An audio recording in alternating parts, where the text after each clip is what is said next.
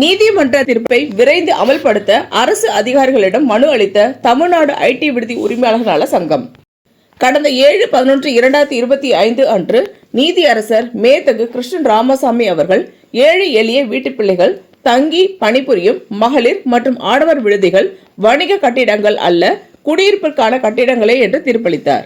மேலும் அடிப்படை தேவைகளுக்காக விடுதிகளில் தங்கியுள்ள ஏழை பிள்ளைகள் பயன்படுத்தும் மின்சாரம், குடிநீர் போன்றவை வணிக கட்டணமாக இல்லாமல் குடியிருப்பு கட்டணமாக மாற்றப்பட வேண்டும் என்று தீர்ப்பளித்தார்.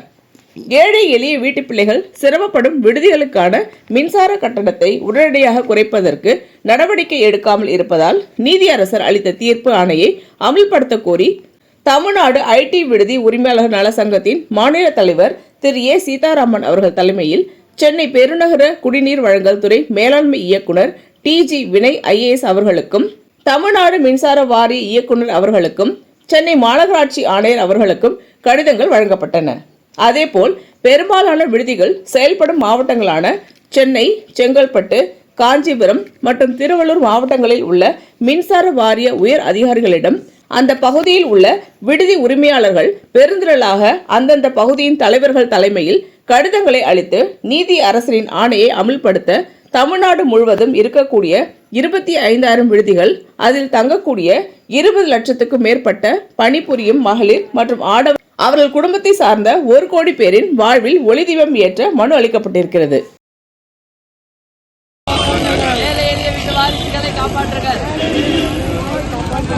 அமல்படுத்துங்கள், அமல்படுத்துங்கள்.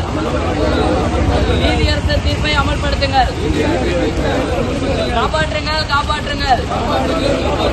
ஏழை எளிய வீட்டு வாரிசுகளை காப்பாற்றுங்கள்.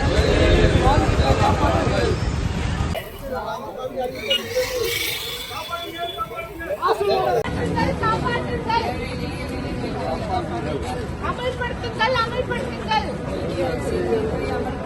காப்பாற்றுங்கள், காப்பாற்றுங்கள். அமல்படுத்துங்கள், அமல்படுத்துங்கள். காப்பாற்றுங்கள். அமல்படுத்துங்கள், அமல்படுத்துங்கள்.